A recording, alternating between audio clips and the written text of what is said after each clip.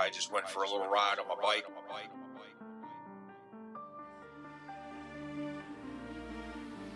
And I felt something in my presence going into the woods.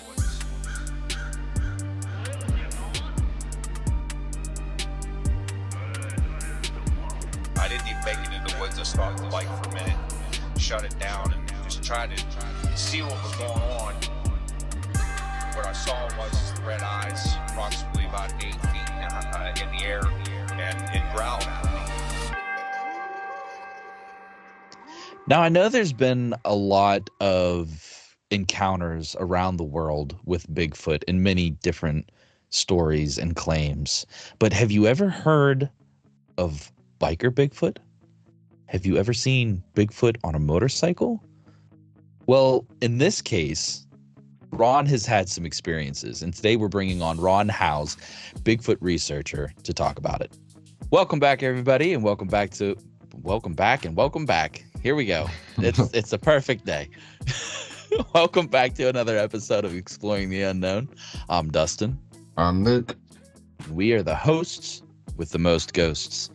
Today we have an amazing episode. We have on Ron Howes. I hope I pronounced that correctly. Unfortunately, I was not there for this episode, so this is going to be new to me too. It was a good episode. Yeah, and they're always good episodes. I enjoy the people that we bring on to talk to. They always, I don't know, it's just fun. I enjoy it. Me too. But before we get into that, we want to let you guys know that we have a new website. It's called exploringtheunknownpod.com. You can find all of our episodes there. We keep it updated every week with new content. There's a blog. Go check that out, as well as a merch section. Yeah, go check out the website. It's a pretty cool, pretty official website. Yeah. You can, I always say, Did you ever notice that? I say, a lot. Like right before I'm about to talk. I'm gonna do my best to try not to okay? For the rest of this intro. Okay. It wanted to come out just now. I could feel it. I wanted to go We also have some affiliate links. Dude, it's so like it's so automatic. Down in the description below, down in the show notes, you'll find our affiliate links from Ghost Stop, Amazon. If you go and purchase anything from either two of those places, you'll be supporting the podcast. Right now, Luke and I are personally funding everything that we do here for you guys to enjoy. So if you could go and maybe help us out, that'd be greatly appreciated. We also have a section on our website where you can submit donations through Cash App and PayPal. If you would like to do that, that would be amazing. Greatly appreciated as well. Yeah, we really appreciate any help we could get. If you donate on Cash App or PayPal and type in the description a would you rather question, it'll be used in a future episode. Absolutely. I completely forgot about that. Good thing that you remembered. And speaking of the future, later this year, we have an event coming up, Bigfoot Camping Adventure. For $50, you can come hang out with us. There, I did it again. Come hang out with us for the weekend. Me and Luke's going to be down there. I can't stop, dude. Luke and I are going to be down there recording podcasts, talking to people about their experiences and their encounters with Bigfoot and whatever other crazy stories that we can get into. I'm sure that we'll be able to talk to some people that have had some interesting encounters. Yeah, and we'll also have merch there too. You can buy some merch. Absolutely. That's going to be really cool. I'm really excited for that. Me too. So let's talk a little bit about Ron Howes. He is I don't know if he's still in it, but from what I was looking up on his Facebook, he is a former, if not current, Air Force member. He is a Bigfoot researcher, and he also runs a Facebook group called Believe in Yourself, which is devoted to helping veterans and the community with the fight against PTSD. Yeah, thank you for that. There's a lot of people out there that struggle with PTSD, and it's a hard thing to deal with. Yeah, and thank you so much for your service, Ron. I thought you had something to say. It looked like you were going to say something. I was going to say, wait. You ready to hop into this episode? Now, let's jump into this episode. So your question about me getting into this, it started at an early age. I was 13 years old on a family farm, and it was getting close to dark. I just went for a little ride on my bike. I had a three-wheeler dirt bike back then, and I felt something in my presence going into the woods. And I didn't even make it into the woods. I stopped the bike for a minute and shut it down and just tried to see what was going on. And then this is where I saw and heard. Uh, what I saw was is the red eyes, approximately about 8 feet in the air, and it growled at me. And it was kind of a deep guttural, like a lot of people explain. Um, the presence of it was a little bit unnerving, not knowing what I'm seeing in the woods, because I didn't get to see what the full figure was. It was more of like a darkened silhouette. I couldn't 100% confirm that it was a Bigfoot, but it's just the knowledge that I had learned over the years led me to believe that's what I was confronting. Uh, Questions that had been asked by other people, I had answered, and we discussed it, and just came down to the conclusion that's what I saw. So it led me into this even deeper, especially whenever in the 90s I'm still in school, and there was a investigation going on that it was on the news, which is now where I live. I'm in Daisytown, Pennsylvania, near California College. It was on the news in the 90s somewhere about time, and they there were some people who found footprints in this open field by a church on the top of the hill from where I'm at. And I just hearing people like, oh, this is a hoax, this is a hoax. Well, years later, whenever I moved here, is whenever I decided to investigate this. So I started talking to people in the area. I went up to the area myself. There was a couple people that actually lived in the area that was on the investigation, so they confirmed with me some of the information that would happen during this, and it just really, really opened my eyes to what I had known from the years in the past. Over the years, from the 13-year-old sighting up until me moving into this area, I had done other investigations in other areas. Just my interest was peaking every day, just wanting to get to know more and more about this creature that I faced. And I started watching the TV shows. People knew how much I was into it, and they would say, "Hey, Ron, I seen this." Or a friend of mine was off fishing one night in a local area, and he actually had a recording, which I've been trying to search for, because it was years ago that he had sent me this recording of them howling across the river to each other. And some people try to dismiss it as coyotes. There's no way that what I heard was canine.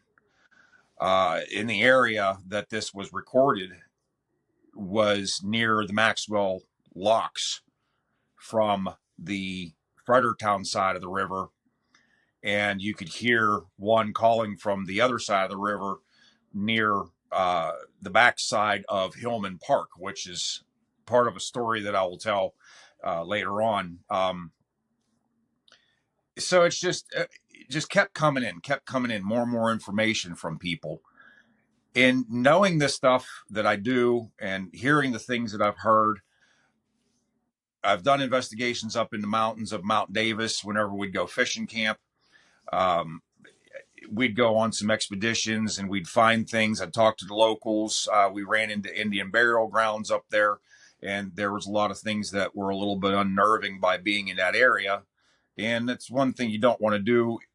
We didn't do is disturb these Indian burial grounds. But there is also known ties with Bigfoot and the Indians. So we were really interested in seeing what we could figure out while we were up there. Nothing happened. It just, we felt like there was something watching us, just making sure that we weren't messing with anything that we didn't need to. So again, it just kept on growing. The more and more people know about what I'm interested in, the more and more people would come to me and say, "Hey, Ron, what about this? What about this?" They'd send me videos and stuff. And I'm like, "Nah, that's fake." Okay, that might be plausible, So a couple years ago, my interest got so tight with my life that I decided to go to a festival for finally. There was one right here in West Brownsville, Healer area, and which I'm part of this group as well. It's Fayette County Bigfoot Researchers Organization. And so I went to the show. Not only did I go to the show, but I also decided to dress up in costume and ride my Harley to the show. So this is part of the story where it transitions into me doing what I'm doing now. So a lot of people want to interview me and talk to me about the Bigfoot aspect of it, but I brought two things in my life together to this page that I have called Believe in Yourself. And the other part of it is fight against PTSD. Now, I was in the service. I'm an Air Force veteran from back in 96. I had gone in for basic training, and during training, I had a heat stroke and died. Now, being a survivor of that, I was a little disappointed in what happened. I was looking to start a future in the Air Force. I was going to retire, get some training, go to classes and just become a mechanic. I was supposed to join the Air Force marching band the next day after this happened. And of course, that all went down. So after I got out of the service from all this, I years later had finally decided to go to a Legion to use my veteran status to do something to help people. And whenever I joined the Legion, at this time, I became vice commander of the Legion, and then I became also the president of the Riders group. And we would go around and do things for veterans and stuff like that, and just go on these rides to do some benefits and stuff. Well, during this time period, we also will go to honor the fallen, which, will have Legion members or military would pass away. We would go to their funeral and we would honor them as a brotherhood of the military. So one year I was at 4 different funerals, and it was all suicide related. And so I started reading into what was going on, and suicide comes from PTSD. Hence part of the name of my page, Fighting PTSD. So I brought together my love for Bigfoot and the love for my country to make my page. Like I said, I showed up at this Bigfoot festival dressed as Bigfoot on my motorcycle, wearing my Legion vest. And I was like, and everybody's like, oh wow, he's wearing chaps. I was like, well, here's the thing. I didn't want to burn my costume on my exhaust, so I put the chaps on. I was just like, okay. It ended up turning into me being Biker Bigfoot. So now I have a fan page for Biker Bigfoot because that became huge. So I'll go around, and I went to 11 shows last year to speak at, and I will take my costume with me and my leathers, and I will go in as Biker Bigfoot. I will take my bike and I'll ride in on my bike. It gets a lot of attention. So that was the whole point of why I did that. And everybody's like, well, why did you put Bigfoot in the military together and PTSD? Well, if you think about it, there is a correlation there, because if you look at what happens to the military, they're out there in a war, they're facing battles, they're facing everything that they have to deal with whenever they're on a battlefield. It creates PTSD. And these guys are suffering from it all the time. Men and women are out there, they're fighting for our country's freedom, fighting for whatever reason that we were overseas. It's just, there's multiple things that's going on with that. And these people are coming home and they're dealing with these issues, and they're stuck in their head every day. So it creates this PTSD. Some people go into the aspect of suicide. Others are still fighting it. And that's what I try to prevent. And by the prevention of the suicide, and try to help people through the PTSD. So on the same thing, if you look at investigators or just random people going out into the woods and you had your sighting, it doesn't matter what part of the cryptid world you have been involved in, whether it's Bigfoot, Mothman, paranormal, any realm of that, it creates a mindset to where you're not able to deal with normal life sometimes. And it causes you depression, causes you to go into the part where, life isn't important anymore. Let me tell you, life is important. You have a purpose on this earth. When I had that happen to me into the service, whenever I had my heat stroke and my service time had ended abruptly the way it did, I didn't know what I was going to do, because that's what I wanted for my life. And when I couldn't continue and do what I did because the heat stroke just totally destroyed my body, I was just beside myself. I didn't know what to do. This is the same thing that everybody goes with PTSD, is you're beside yourself and you don't know what you're going to do. I look at this as that God gave me another chance. That's the reason why he saved me. And that's why I'm still here. And I have a purpose in life to go out there and help these people focus on what tomorrow is going to bring. So if you go into the aspect of suicide, then what happens if tomorrow comes and you've ended it yesterday? Tomorrow you don't know what is going to happen. But people don't think that way sometimes, and this is where I try to help them. I try to help them through this. Again, back to the Bigfoot sightings. Whenever I was at 13 years old, whenever I was out in the woods years later, what this has done to me is created my interest instead of my fear. And that's why I try to encourage people to look at it at a different aspect. Don't be fearful of what this thing is. Be curious, be cautious, but be curious. Don't let it stop you from getting out there and checking out what's going on out in nature. I mean, nature's best therapy in the world. I agree, yeah. You get out there. I mean, that's the way I try to look at it, rather than sitting there playing on your phone, getting into drama with what's going on your phone. Put that thing down, go out in the woods and check things out in the woods. Get yourself involved in nature. It was put there for us to enjoy. Go enjoy it. If you have your sighting, be happy that you've had your sighting. Don't be fearful of it. And so to go from having a sighting at 13 years old and doing this other stuff, it just it's my drive. I let it drive me. And then whenever I decided to do what I'm doing now, whenever I brought the veterans, America, and brought Bigfoot all together, it actually, people think about it, they're like, why did you do this? Well, why not? I'm a little bit unorthodox person, so I did something a little bit in an unorthodox way. So yeah, it works. It really, really works. It really grabs people. I want to say thank you for your service. It's my pleasure. I couldn't imagine doing something like that. I never knew I was going to, but it was a life decision because work wasn't going well, and I was like, you know what? Most of the other men in my family have been in the military. I said, you know what? I think it's my turn, and work wasn't going well, so I was like, let's go for this.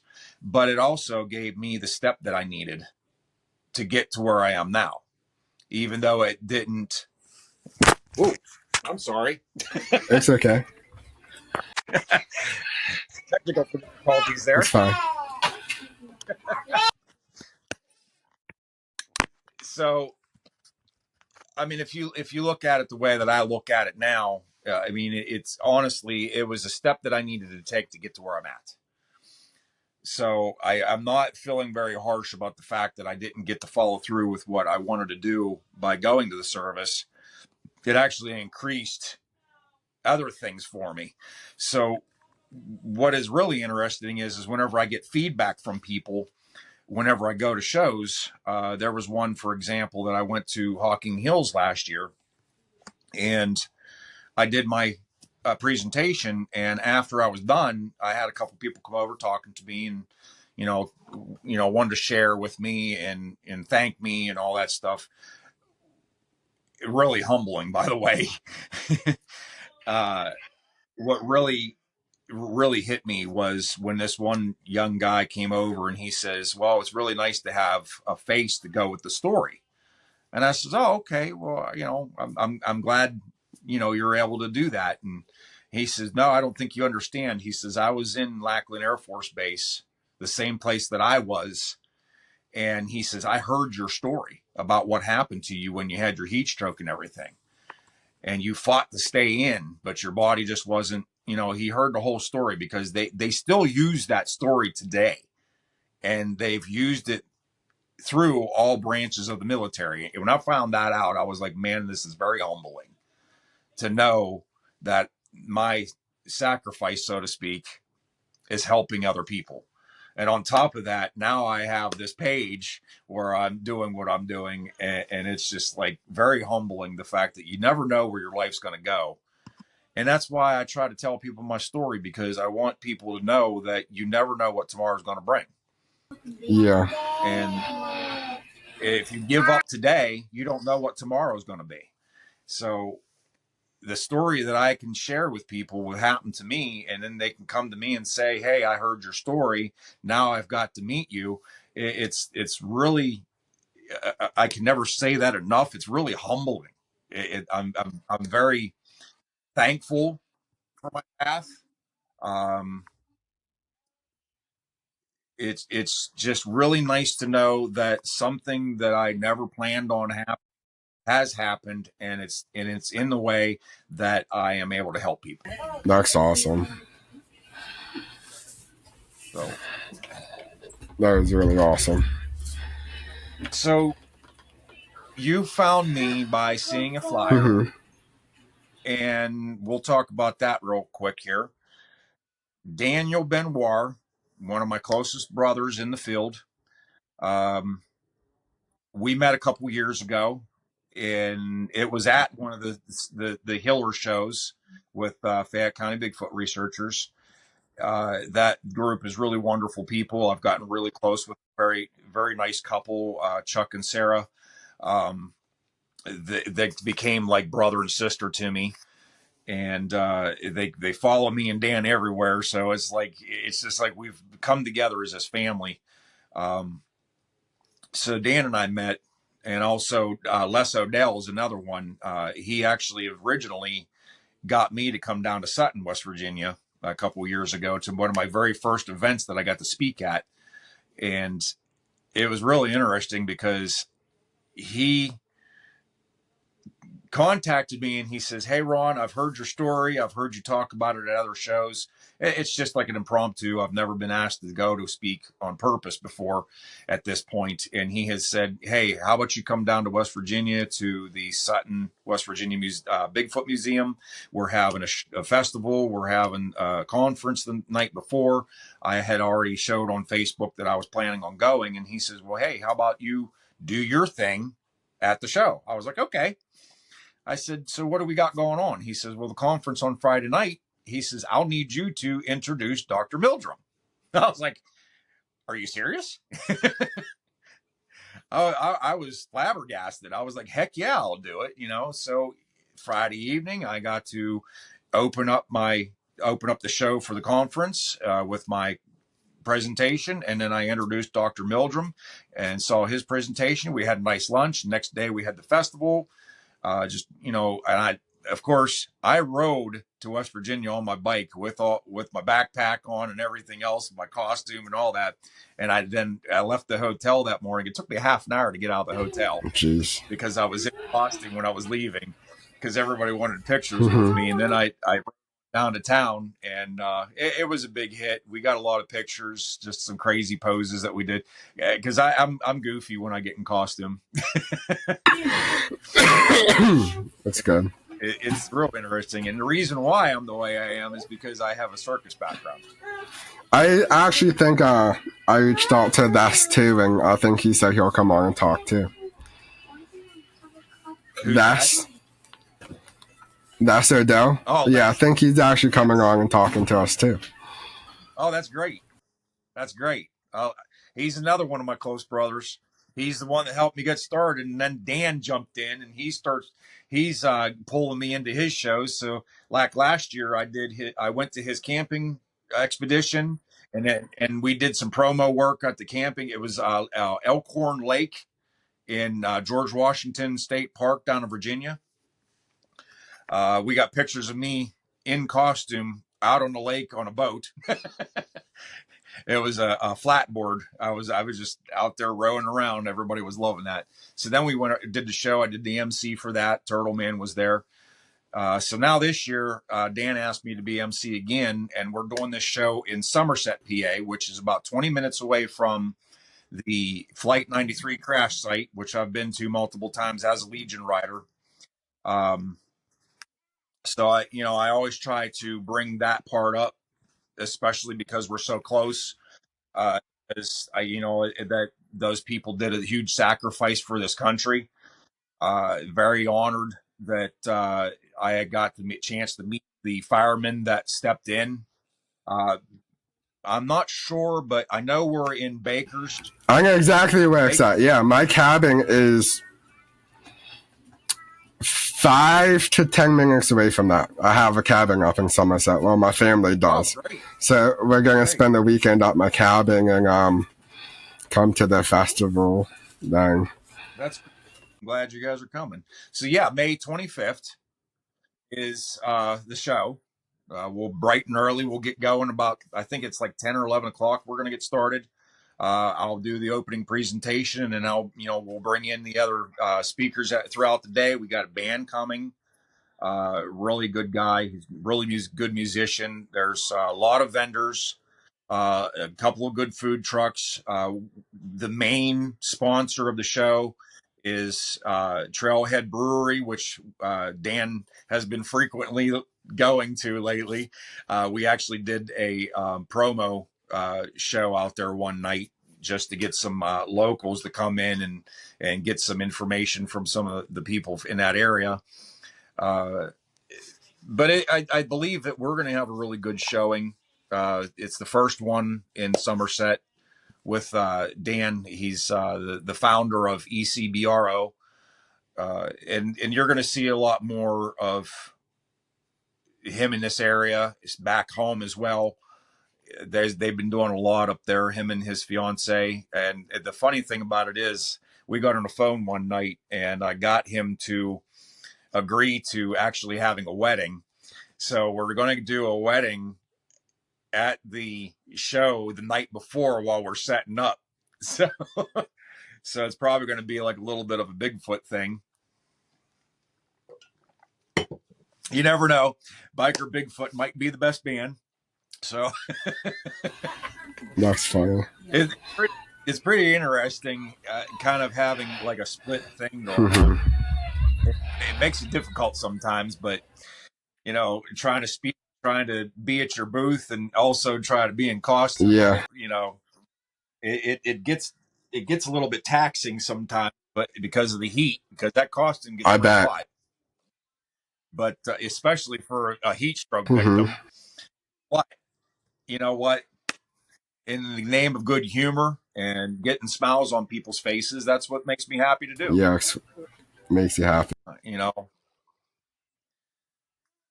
Yeah, I just started getting into the whole Bigfoot thing. I've been always into the paranormal, but I just got into the Bigfoot thing, and we just started the podcast. There's a lot of people that believe that Bigfoot is part of the paranormal because of the interdimensional talk. Yeah. I'm not sure how I feel about that just yet, but if you think about some of the capabilities that they are depicted to be able to have, it kind of does give you that little bit of an out of the realm type feeling. I mean, that's probably the reason why our government is interested in learning from them. We don't know that, but they do. Yeah. I mean, if you look back I can't remember what the year exactly was, but there was a forest fire in California, and there was EMTs going through, and they were checking to make sure that there was nobody that was hurt from the fire, and they came across a Bigfoot. Oh, really? There was no other explain it, but it was a Bigfoot. It treated its injuries, and then all of a sudden, the Men in Black came in and took it. I believe it. I heard a lot of stories about the Men in Black. So, if you've ever been to Point Pleasant, West Virginia for the Mothman show, I haven't. there's a lot of people. I'm actually going to be trying to get there this year. I've been wanting to go for a few years. I never really believed in the Mothman until I went to Kentucky to my aunt. There's a museum out there that has all the aspects of the legends from the cryptids, and she tells me while we're there, she says, "Oh, did you know that your grandparents were into Mothman?" I'm like, "Are you serious?" I said, "I guess I'm going to have to investigate this now," because I followed a lot of things that my grandfather and my grandmother, Mm-hmm. they were the Picard family, and my grandfather was the historian before he passed. And it was really interesting because the day of his funeral, I was looking at the collage of pictures, and I had to call my aunt over. I says, "What is this picture all about?" And this is where I found out about some of my roots. My grandfather was doing a handstand on the roof of a house. He used to be a roofer. The other guys were sitting there having lunch. He got bored. He decided to do a handstand and walk across the roof. So I was like, "What was that all about?" So she told me, she says, "Well, I don't know if you know this or not, but we descend from circus." I said, "Are you kidding me?" I said, "Well, that was explain a lot what's wrong with me." But if you've ever heard of the International House Circus, I descend from the three House brothers. They settled in Massachusetts near Plymouth Rock, and then they dispersed over the country. But there's a lot of history in Massachusetts about my family. Howes, it's Howes. A lot of people call me House. I'm not a house. But what had happened was they joined forces with P.T. Barnum. And then P.T. Barnum disbanded the Howes, and then they later became P.T. Barnum and Bailey. So that's where we fall in line. That was back in the 1800s, going into the late 1800s, going into the 19s. And my grandfather had worked for the circus at the age of 15. So that's my little bit of a background thing right there, as far as my family heritage. So to be the MC of a show, I was like, "Hey, I'm the ringleader. I got this. It'll be interesting." I'm a little bit of a goofball, and I'm getting more and more comfortable being around people. So it'll come out in May, so you'll get to see the real me. Yeah, this podcast is helping me get better with talking to people, because I was always like not afraid to talk to people, but I wasn't that social. So it's helping me build my comfortability up with talking to people. That's important. It really is. If you can take something that you're not used to doing and then jump into it and work your way through and get better at how your social skills are, that's the great world. But a lot of people never get out of it. I know I've really flourished in the past couple of years, ever since I started my page and stuff like that. And it's, it started as being a commander in a legion, and I'm no longer with them now because I'm trying to focus on my page. But it's very important what you're doing. It really is. You getting yourself out there, and you're getting more comfortable. Oh yeah, definitely feeling more comfortable. Even just reaching out to people like you, I reached out to you. I was like, I would have never done that before. I would have never been like, yeah, I'm gonna message this random stranger and be like, hey, like, it would have never happened. It's not out of the ordinary because it's been happening a lot lately. Really? I've been having a lot of people reach out to me and ask for podcast videos. Yeah, thank you for reaching back out. I appreciate that. Not a problem. I try to oblige as best as I can. It's getting more and more interesting this year. I always say every year that this year's going to be even different, even better. Last year I had no idea what was going to happen. My life changed hugely right at Christmas time of 22. And then I went to 24. My life continued to change.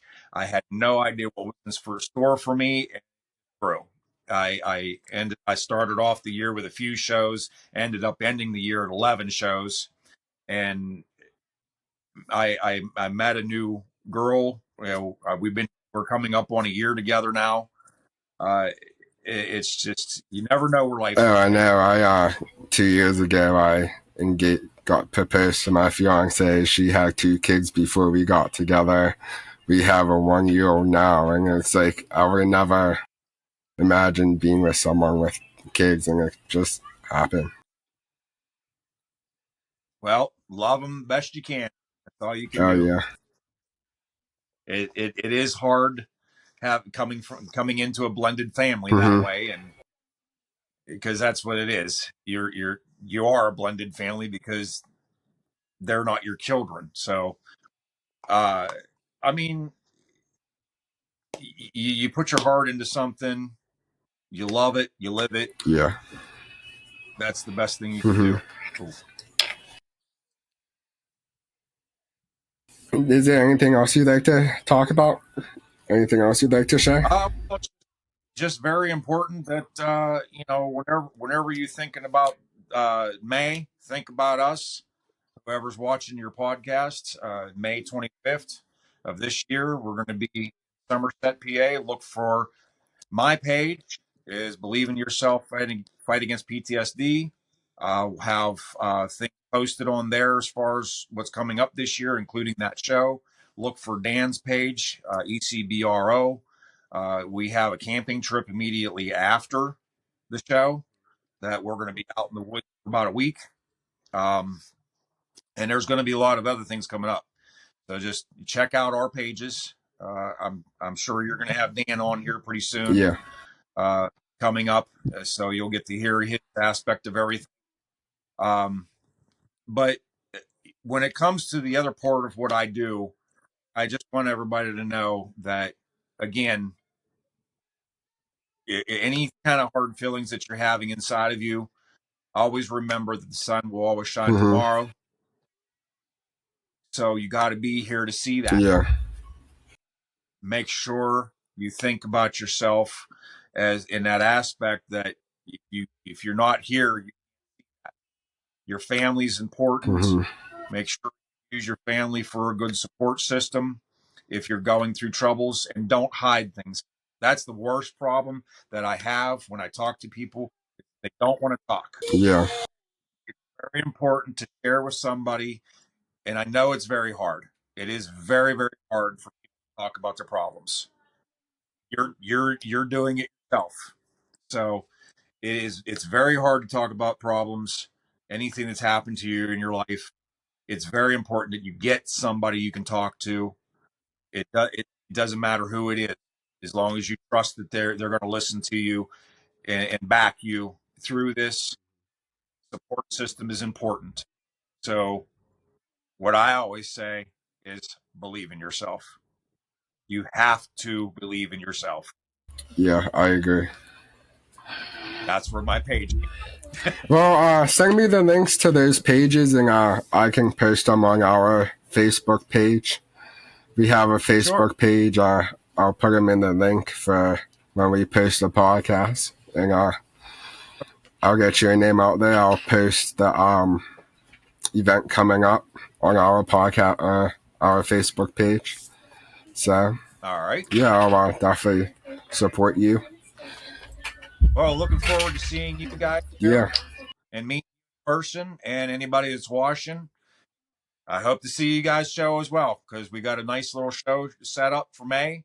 Come out and meet me and Biker Bigfoot. I'm excited to see that. And it's a really interesting time.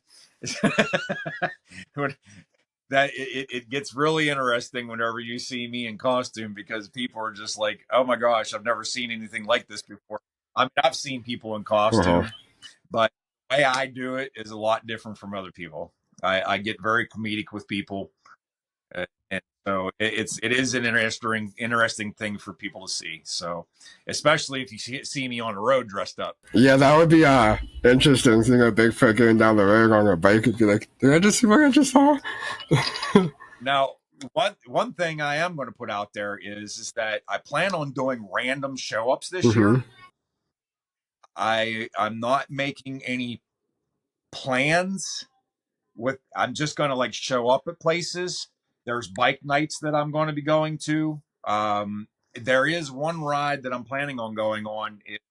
The last Sunday in July is the Washington chapter of the Blue Knights is putting off a Back to Blue. These are our police.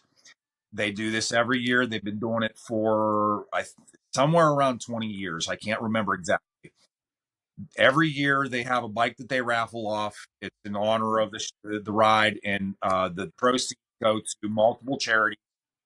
I'm going to this year. I didn't make it last year. I've done it before. And one of my closest brothers that is a blue rider, I asked him, and I said, do you think they'd have a problem with me showing up in costume? He said, no. They might enjoy that. So you'll see me on the blue ride dressed up. It's in Washington County area. Whenever it gets closer, I will be posting on my page the route for that. That is one of the planned ones that I'm doing. But other things, you just have to look for my page and see what I'm posting, because when I'm getting to where I'm going, that's what I'm going to post. So nobody knows I'm showing, because I love to see people's reactions. I'm working on getting a drone that follows me, so that way it can get, see everything that's happening as I'm pulling in, unless I'm able to have somebody there to video as I'm coming. But that I will be doing random show-ups. Yeah, I'll definitely keep an eye out for that. But again, my page, I will send everything over to you. That way you can share this on yours. Yourself fed against PTSD. You can't miss it. It depicts everything that I'm involved in. There's an American flag that shows all the entities of the military and the first responders. There's also the Bigfoot fan page. So look at that as well. And then, of course, there's Dan and CPRO. So now we got a little one. She wants to see what's going on. Hello. Say hi. Hi. Luke. She wants to say hi. Good thing I'm not interviewing in my costume. She probably come in, Nevaeh. Okay, go ahead. No. This guy probably wants to meet you. Go see him. And Dustin's on there. Hi. Dustin actually is not on here. He lost connection. Dustin lost connection, so he's not here. This is the oldest one. Madeline. Uh-oh. The head's in there. That's the oldest one. Come here. Hi. Come here, hurry up. You still got 3 of them. All girls. Hurry up, Madeline. Daddy wants you to meet somebody. Come here. Yeah, thank you again for coming on. I appreciate it. Daddy wants you to meet somebody. And I'll definitely keep in touch with you. She's coming. The other one's coming to say hi. This guy he's on a podcast with. He'll be on YouTube. Go ahead. Come here. Say hi. No, say hi. Come in here. Come here. Say hi. Hello. I know who he is, Mom. All right. Thank you again, and I'll definitely keep in touch, and I'll talk to you later. All righty. Thank you. Thank you, you too. Thanks for listening to another episode of the Exploring Unknown. Today we had a great time talking to Ron about all his encounters and talking about his military experiences. So we have some things we have to talk about. The website. We got a new website. exploringunknownpod.com. Yes, sir. You can go buy our merch. 10% off.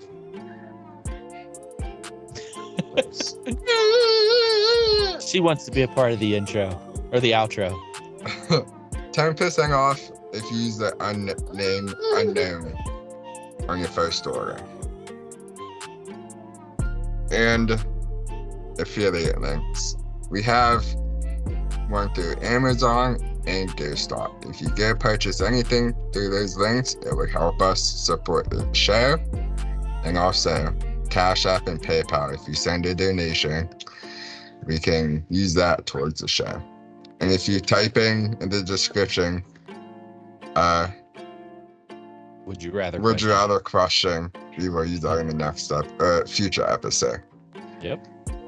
And the Camping Bigfoot Adventure, PA Bigfoot Camping Adventure, which we're going to be at the end of the year, September 6th through 7th. Yep. It's going to be fun. I'm really excited for that. I am too. Now let me get your would you rather question. My would you rather. Ladies and gentlemen, it is time for the would you rather. Okay. Would you rather wake up in the middle of the night with a Bigfoot staring through your window, your bedroom window, motionless and silent? Or would you rather hear a Bigfoot haunting screech echoing throughout the forest while you're camping alone? Well, I'm gonna have to go with the second one, and here's why. First off, I would be scared to death. And the reason that I know that is because I've already experienced that exact scenario. Now, I don't know if it was a Bigfoot, but a long time ago, my parents had taken me to Yellowstone Park. Or was it Yellowstone Park? It was, what's the Yogi Bear Park? That's what it was. And we stayed in this cabin, and I have this vivid memory of seeing these red eyes staring through the bedroom window with which I was like the room that I was sleeping in. And it was in the middle of, I remember I yelled for my dad or my parents or whatever. They came in, whoever it was came in, looked, there was nothing there. And they said, I don't remember it clearly, but I want to say they said it was like a bear. It might've been a bear or something is pretty much what they had told me to kind of ease me. But I have this very vivid memory of seeing something look through the window while we were camping at Yogi Bear Park. That's interesting. I don't think you ever told me that one. I don't think that I did either, but whenever you said that, it brought back that memory, and I was like, oh my God, yeah, no. I'm interested. Has anybody else out there had an experience with Bigfoot at Yogi Bear Park or even Yellowstone Park? I'm sure they probably have. I'm sure Yogi Bear probably has some.